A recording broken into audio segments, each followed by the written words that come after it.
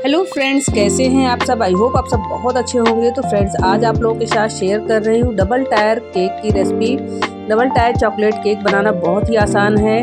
इसको मैंने अपनी बेटी की फरमाइश पे बेटे के जन्मदिन पर बनाया था। तो फ्रेंड्स, इसको मैं फर्स्ट टाइम ही बना रही हूँ। केक तो वैसे मैं अक्सर बनाती रहती हूँ, लेकिन डबल टायर वाला केक मैंने पहली बार बनाया है। और बनाने के बाद पता चलता है कि हमसे क्या क्या कमियां हैं या फिर हम इसे और अच्छा कैसे बना सकते हैं। तो देखिए, यहाँ पर मैंने एक 7 इंच वाले में और एक ये जो मेरा चाय वाला बर्तन है लगभग 5 इंच का है, इसमें 2 मैंने केक स्पॉन्ज बना लिया था। तो डबल टायर केक के लिए हमें 2 स्पॉन्ज की ज़रूरत होगी। नीचे वाला स्पॉन्ज जो है वो बड़ा रहता है और ऊपर वाला जो होता है वो थोड़ा छोटा रहता है। उससे इस तरीके से मैंने अभी रख कर आपको दिखाया है, इसी तरीके से कुछ हमें इसे सेट करना होता है। चलिए फ्रेंड्स, यहाँ पर केक स्पॉन्ज मैंने पहले ही बनाकर रख लिया था और मैंने कई बार आप लोगों के साथ ये चॉकलेट केक स्पॉन्ज प्रीमिक्स से जो कि मैंने बनाया है इसकी रेसिपी शेयर की है। तो आपको मैं उसकी वीडियो नहीं दिखा रही हूँ। स्पॉन्ज मैंने पहले से बना कर रख लिया था, ठंडा हो गया है। तो अब हम इसकी आइसिंग करेंगे, डेकोरेटिंग करेंगे। तो यहाँ पर पहले मैं केक स्पॉन्ज को कट कर रही हूँ। तो यहाँ पर मैंने बड़े वाले स्पॉन्ज को 2 भाग में कट किया है और छोटे वाले को भी मैं 2 पार्ट में ही कट करूँगी, क्योंकि फ्रेंड्स इसको 3 पार्ट में करेंगे तो केक की जो हाइट है ये कुछ ज़्यादा ही हो जाएगी और मुझे अपने हिसाब से इसकी हाइट भी मेंटेन रखनी है। तो फ्रेंड्स, केक की हाइट आप अपने हिसाब से सेट कर सकते हैं। यहाँ पर मैंने इसे 2 पार्ट में ही कट किया है। आप चाहे तो इसे 3 लेयर में कट करके, दोनों को ही 3-3 लेयर में कट करके और बीच में क्रीम लगाकर इसकी हाइट कम ज़्यादा कर सकते हैं आप। तो मैं यहाँ पर इसे 2 ही पार्ट में कट कर रही हूँ और देखिए इसको मैंने टर्न टेबल पर इस तरीके से सेट कर लिया है। और अब हम इस पे लगाएंगे शुगर सिरप। तो फ्रेंड्स, यहाँ पर मैंने बड़े वाले केक स्पॉन्ज को लिया है, एक पार्ट को उसको और इस तरीके से रख कर और इसको शुगर सिरप इस पे पूरे पे स्प्रेड कर दिया है। इसके बाद देखिए मैंने क्रीम ले ली है। तो यहाँ पर मैंने 300 ml जो है क्रीम लिया था, ये व्हिप्ड क्रीम है। इसको अच्छे से व्हिप कर लिया है और इसको मैंने इस पे इस तरीके से देखिए स्प्रेड कर दे रही हूँ। इसके बाद इस पे मैं बीच में थोड़े से चोको चिप्स लगाऊंगी। तो आप यहाँ पर चाहें तो ड्राई फ्रूट्स वगैरह भी डाल सकते हैं, लेकिन मैं यहाँ पर बच्चों की फरमाइश के पे ही बना रही हूँ। तो मैं यहाँ पर थोड़े से चोको चिप्स डाल दे रही हूँ बीच में और इस पर फिर से क्रीम लगाकर इसको अच्छे से कवर कर दूंगी। और इसके बाद फिर हम रखेंगे नेक्स्ट पार्ट। तो फ्रेंड्स, ठंडियों में जो है केक बनाना बहुत ही आसान हो जाता है, क्योंकि क्रीम को हमें हैंडल करना बहुत ही इजी हो जाता है। क्रीम बिल्कुल भी मेल्ट नहीं होती है और इस समय मौसम जो है वो ठंडा हुआ है, तो क्रीम हमारी बहुत ही अच्छे से सेट है। नहीं तो बार बार हमें फ्रिज में उसे रखना पड़ता है और निकालना पड़ता है। ठंडियों में ही केक बनाने का असली मज़ा रहता है, क्योंकि क्रीम हैंडल करना बहुत ही मुश्किल हो जाता है, खासकर गर्मियों में। और ठंडियों में क्रीम की कोई टेंशन ही नहीं रहती है, क्योंकि वो जैसे आप व्हिप करके रखेंगे वैसे ही रहती है, बिल्कुल भी मेल्ट नहीं होती है। ये देखिए, इसके बाद मैंने दूसरा वाला पार्ट रख दिया है केक स्पॉन्ज का और उस पर भी इस तरीके से क्रीम को स्प्रेड कर दे रही हूँ। और इसके बाद साइड से इसे लगाकर क्रीम को और अच्छे से मैं इसको कवर कर दूंगी। और इसके बाद हम इसको क्रम्बल कोट करके थोड़ी देर रख देंगे फ्रिज में। और इसके बाद हम क्या करेंगे कि इसको फाइनल आइसिंग करके और बिल्कुल रेडी कर लेंगे। और इसी तरीके से बिल्कुल हम छोटा वाला जो हमारा केक स्पॉन्ज है उसे भी रेडी करेंगे। तो वैसे तो फ्रेंड्स, मौसम ठंडा है, हमें फ्रिज में रखने की बहुत ज़्यादा ज़रूरत नहीं है, लेकिन फिर भी अगर आप इसे फ्रिज में थोड़ी देर क्रम्बल कोट करके रख देते हैं तो क्रीम हमारी और भी अच्छे से सेट हो जाती है। तो देखिए फ्रेंड्स, यहाँ पर मैंने इसे पूरे पर अच्छे से लगा लिया है क्रीम को। और अब जहाँ जहाँ मुझे दिख रहा है कि केक यहाँ से दिख रहा है, उधर और सारी क्रीम लगाकर इसको मैं अच्छे से सेट करूँगी। ये देखिए, यहाँ पर मैंने पूरे पे अच्छे से क्रीम लगा ली है। अब इसको मैंने ये फाइल का ट्रांसपेरेंट फाइल जो आती है बच्चों की, इसका जो है एक पार्ट इस तरीके से कट कर लिया है और इसी से मैं इसे फिनिशिंग दे रही हूँ इस तरह से। तो फ्रेंड्स, यहाँ पर मुझे लग रहा था कि जो केक है ये दिख रहा है, मैं बार बार उस पर क्रीम लगा रही थी, लेकिन वो पता नहीं क्यों दिखता ही जा रहा था। बहुत बार मैंने इस तरीके से इस पे लगाया क्रीम और उसको अच्छे से फिनिशिंग दी, लेकिन फिर भी वो दिख ही रहा था। तो फ्रेंड्स, यहाँ पर मैं आप लोगों को बता दूं कि ये जो साइड्स में केक दिख रहे हैं इस पे हमें और ज़्यादा क्रीम लगाने की ज़रूरत थी, लेकिन मैंने जितनी भी क्रीम व्हिप की थी और मैं पहली बार बना रही थी, तो मुझे ये लग रहा था कि दोनों ही केक में हमारी क्रीम जो है वो अच्छे से एडजस्ट हो जाए। तो बस फ्रेंड्स, मैंने इसको देखिए बेस पे रख लिया है इस तरीके से सावधानी से पैलेट नाइफ से, और इसको मैं रख दे रही हूँ फ्रिज में। तो एक केक हमारा बेस जो है वो रेडी हो गया है। अब हम क्या करेंगे, छोटा वाला स्पॉन्ज ले रही हूँ मैं और इसको भी मैंने 2 ही पार्ट में कट किया है। तो एक पार्ट को नीचे रख कर इसको भी मैं सेम उसी प्रोसेस से, पहले शुगर सिरप से, फिर उसके बाद क्रीम से, फिर बीच में चोको चिप्स डालकर, फिर हल्का सा क्रीम लगाकर इसको मैं अच्छे से कवर करके और बिल्कुल उसी तरीके से इसको भी बना बना लूँगी तो दोनों केक हमारे बिल्कुल रेडी हो जाएंगे। इसके बाद हम इसको एक दूसरे के ऊपर सेट करेंगे अच्छे से। तो देखिए फ्रेंड्स, यहाँ पर मैं इस तरीके से इसको लगा रही हूँ। तो जो छोटा वाला केक मुझे जो लग रहा था बना है वो ज़्यादा सही, ज़्यादा फिनिशिंग इसमें आई थी, क्योंकि तब तक मुझे क्रीम का भी अंदाज़ा हो गया था कि मुझे क्या डिज़ाइन बनानी है और कितना क्रीम इसमें जाने वाली है। और टाइम भी फ्रेंड्स बहुत ज़्यादा हो रहा था, क्योंकि ये केक मैंने उसी दिन बनाया जिस दिन बेटे का बर्थडे था। तो 2-2:30 बज रहे थे लगभग दोपहर के, और मुझे ऐसा लग रहा था कि कहीं मैं और काम ना कर पाऊँ और लेट हो जाऊँ। तो इसलिए मैंने फटाफट से इसे बनाकर जैसे तैसे रेडी किया। लेकिन फिर भी केक बहुत अच्छा बना था। फिनिशिंग में थोड़ी बहुत कमी थी, मुझे भी इस चीज़ का एहसास हुआ बाद में जब मैंने केक पूरा तैयार कर लिया तो।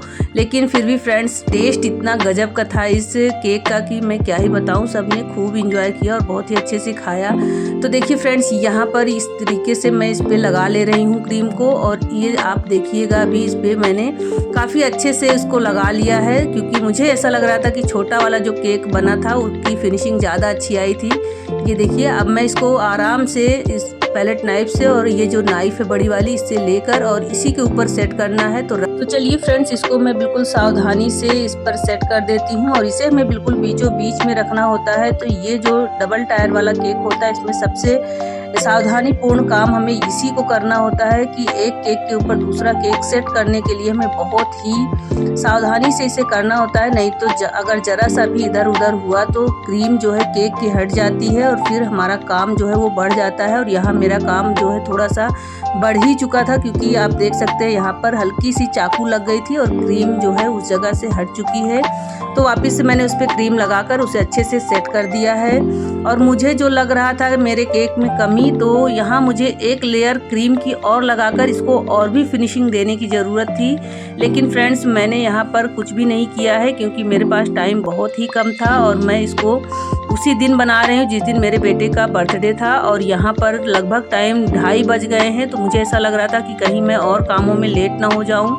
इस वजह से फ्रेंड्स मैंने इसको ऐसे ही रहने दिया। और बाकी फ्रेंड्स, इस पर मैं देखिए बॉर्डर बना दे रही हूँ और भी डिज़ाइन बना दे रही हूँ। तो ये जो थोड़ी बहुत कमियाँ दिख रही हैं ये कवर हो जाएगी। लेकिन इस पर मुझे ऐसा लग रहा था कि मुझे एक लेयर क्रीम की और लगाकर इसको और अच्छे से फिनिशिंग देने की आवश्यकता थी।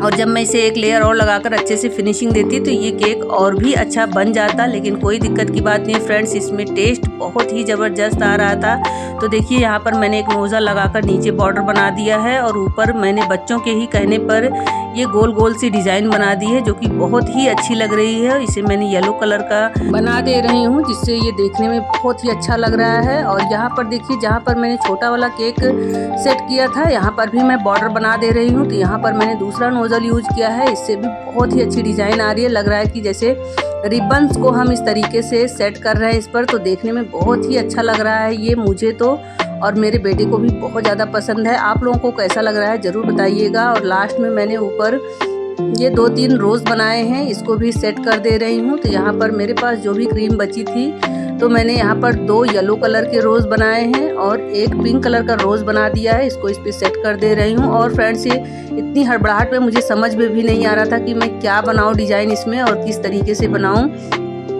तो बस जो भी मेरे दिमाग में आया, जो भी बच्चे कहते गए, मैंने फटाफट से बनाती गई। ये देखिए, यहाँ पर मैंने ये 3 रोज़ इसके ऊपर सेट कर दिया है। और अब यहाँ पर ये छोटा वाला जो केक है, ये किनारे से थोड़ा खाली खाली लग रहा है, तो मैं यहाँ भी एक बॉर्डर बना दे रही हूँ। लेकिन फ्रेंड्स, यहाँ भी मैं जो बॉर्डर बना रही हूँ, ये नोज़ल जो है ये थोड़ा सा चौड़ा लग रहा है मुझे, क्योंकि इसकी चौड़ी पट्टियाँ बन रही हैं। मुझे यहाँ पर ये जो मैंने छोटे वाले केक के नीचे ये बॉर्डर बनाया बिल्कुल पतला सा, ये बॉर्डर बनाना था, जिससे कि ये डिज़ाइन बहुत ही अच्छी लगती, पतला सा बॉर्डर बनता तो।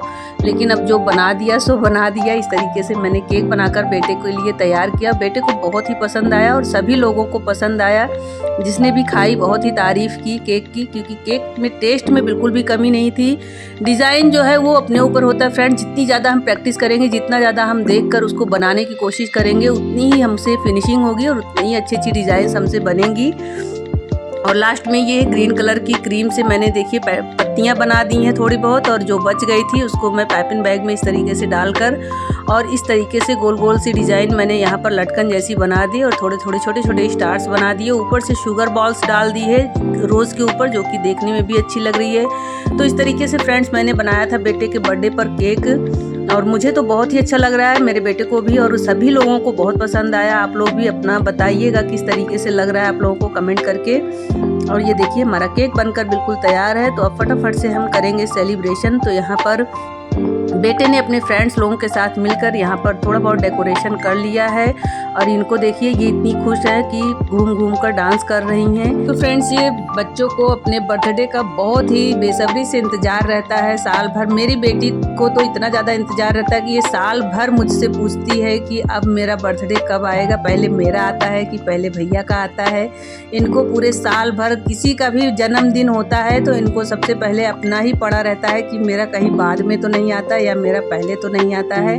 और देखिए फ्रेंड्स, यहाँ पर सारी तैयारी हो गई, सभी लोग आ गए हैं। तो मैं यहाँ पर बच्चों को टीका लगा रही हूँ और इसके बाद दीपक जलाकर आरती करूँगी। तो हम लोग इसी तरीके से सेलिब्रेट करते हैं, क्योंकि केक में जो भी दीपक, जो भी कैंडल्स वगैरह हम लगाते हैं उसको बुझाना पड़ता है हमें। तो मैं हमेशा ही एक दीपक अलग से जलाकर रखती हूँ और उसे बिल्कुल भी बुझाती नहीं हूँ, उसे भगवान के पास रख देती हूँ। और इस बार मैंने बेटे से जितने साल का वो हुआ है उतने दीपक जलवाए हैं। और मैंने सुना था गायत्री परिवार में इस तरीके से उन्होंने बताया था कि हम केक पे कैंडल्स लगाकर जितने साल के बच्चे होते हैं उसे जलाकर और फिर से बुझाते हैं। ये चीज़ सही नहीं है, बल्कि हमें मिट्टी के दीपक जितने साल के बच्चे हो जाते हैं उतने दीपक जलवाकर और उसे ऐसे ही रख देना चाहिए, ताकि बच्चों के जीवन में हमेशा ही उजाला रहे।